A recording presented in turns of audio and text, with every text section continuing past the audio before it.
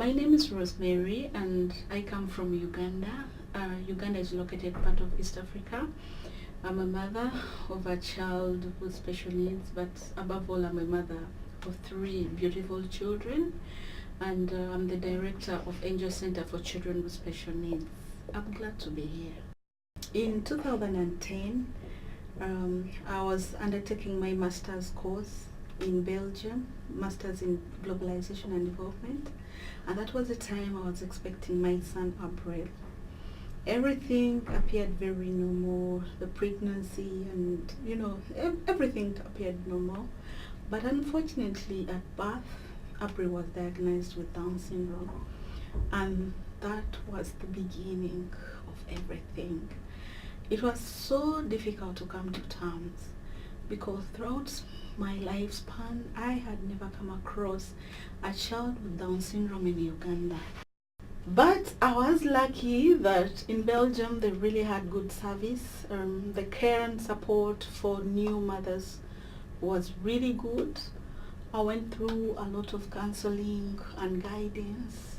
The doctor spoke to me well about Down syndrome, and I got the opportunity to see a person with Down syndrome in Belgium. Time heals it, time helps you to heal, and also counseling, talking to you, because at birth also April had several defects. He had a heart problem, so he survived on oxygen. He had a hearing loss, narrow throat. He couldn't eat on him he couldn't swallow indirectly. The breathing was supported by oxygen, so the journey seemed to be tough.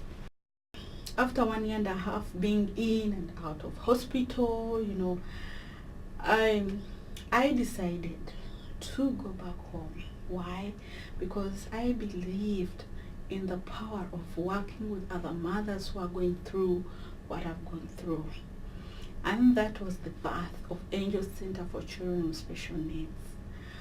We called it angels because we believe these children are angels. And many of the angels back home in Uganda are hidden in homes. Disability is still regarded as witchcraft.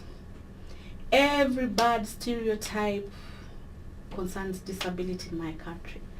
So we gave it such a good name, angels. You all know how good angels are, how innocent they are, and indeed that describes a child with special needs. One of the greatest things I've seen in being a journey of a child with special needs, your heart is open. You love unconditionally. What everyone values to be so big before you are like, I can share. You are welcome. If you want to learn, please come and learn.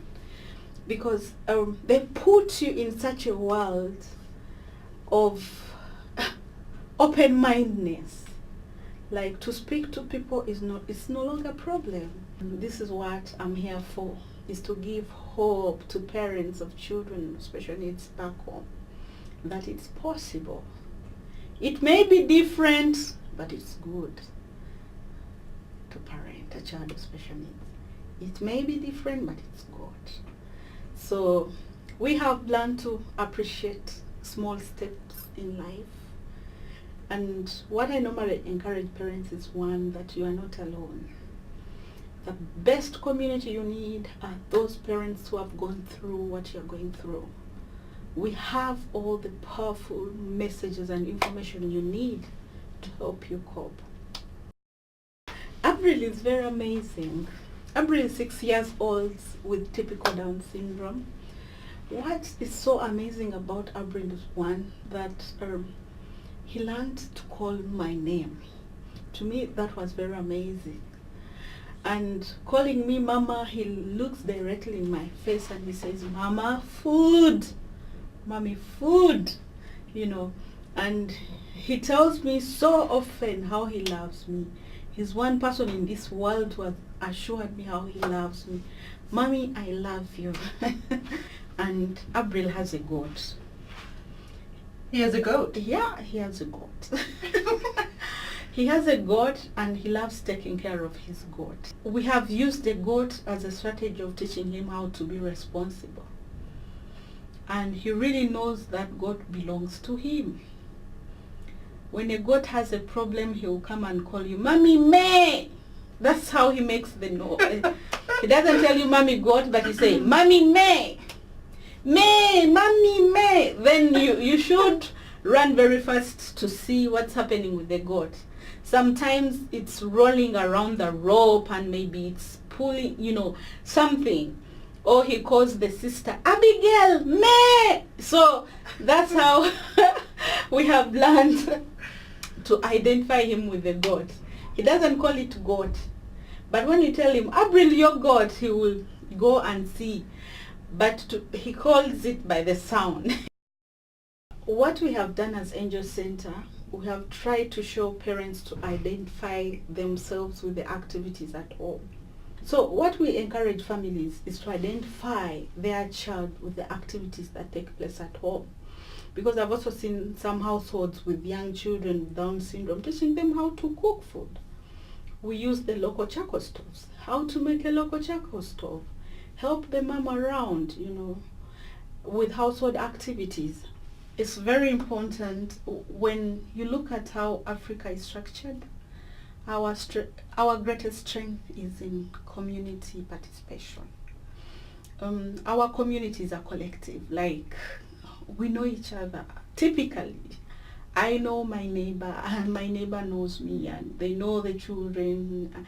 And what makes our connections so strong are our children. Today, 5 years the road, we are into an outreach of over 89 children, especially. But we can really spread out, we can really carry a message of hope to parents in Uganda, which is very good.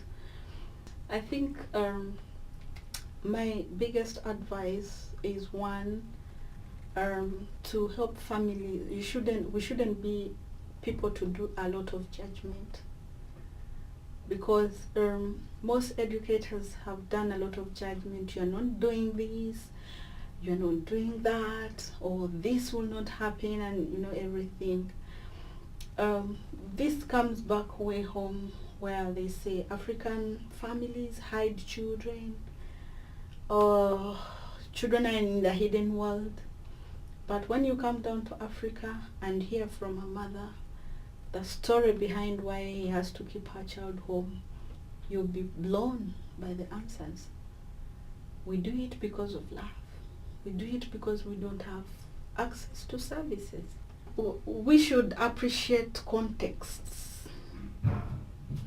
As educators, I can imagine if an American would come to back home full of knowledge and wisdom and everything. But when you get back home, you'll be blown away with what we have and how you're going to work within what we have. So I encourage them to be open-minded, to be innovative and creative, to use the locally available resources and support the community.